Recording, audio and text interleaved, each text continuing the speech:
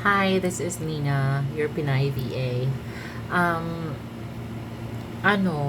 may mga sasagutin akong messages lang. Hindi ko kasi makanya-kanya reply yon, no? I will try my best talking in Tagalog because I know if I speak in Bisaya, you will have a hard time. Most of the audience kasi ay Tagalog. But anyway, the questions I've been getting from my Facebook Messenger talaga is how to prepare for an interview.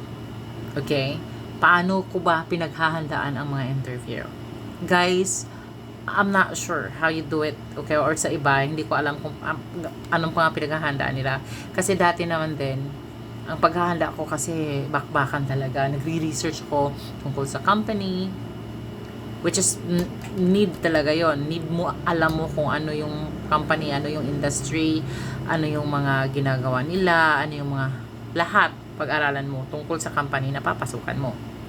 And then, also, napaka number one dyan is also, alam sa company, number one, that's number one. And number two is, yung skill set mo. Kung nararapat ba siya or if it suits to the job description that is posted. Okay? Always remember, hindi ka pwedeng mag-apply lang ng mag-apply ng yung skill set mo naman na iba dun sa naka-post na job description.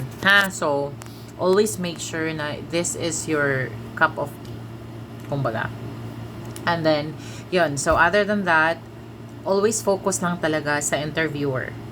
Meaning, kung ano yung sinasabi ng interviewer, intindihin mo, pakinggan mo, intindihin mo. You don't need to ask or like, you don't need to answer right away. Think first. Okay? Try to understand it. If you don't understand what they are trying to say, you can always ask kung asan dun ang nalilito ka, kung anong part ang nalilito ka sa tanong. But, if you understand it correctly, you most likely can answer talaga on the spot. Promise. And also, ang mga kasi, yung mga clients kasi, yung mga foreigners na talaga na nag-i-interview, hindi sila masyadong maraming tanong. Ganun lang sa experience ko handang-handa na ako kasi ang dami kong pinag-aralan na itasagot kapag ganito ang itatanong. Watch out. Hindi pwede yung ganon. Yung iniisip mo yung pinapractice mo while you are sa interview na, mali yun. Kasi nakakasira siya ng concentration mo sa pag-uusap niyong dalawa ni interviewer. Meaning, it can intervene doon sa mga sinabi niya kasi instead of listening, instead of getting the point or getting the correct answer for that certain question, napapalayo siya kasi iba yung iniisip mo. So, hindi mo na alam kung ano yung isasagot mo. Nakakasira ng moment yan. And also, guys, another thing na experience ko lang to kwento ko sa inyo. Kasi dati, nung nagsisimula pa lang ako, puro agency yung mga na-applyan ko.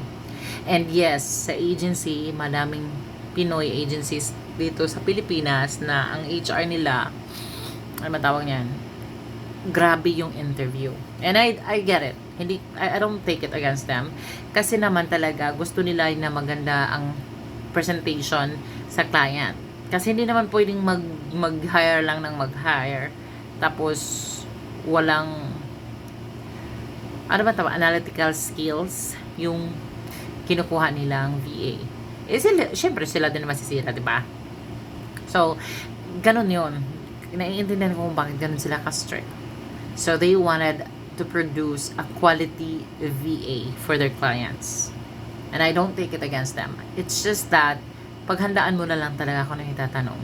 Kasi yung mga tanong yan kasi yung mga strength and mga weaknesses mo. Let's say, kung ano yung tinatanong nila about your strength, pinapakinggan nila yan, tapos tinatanong ka naman nila pagdating sa weakness mo.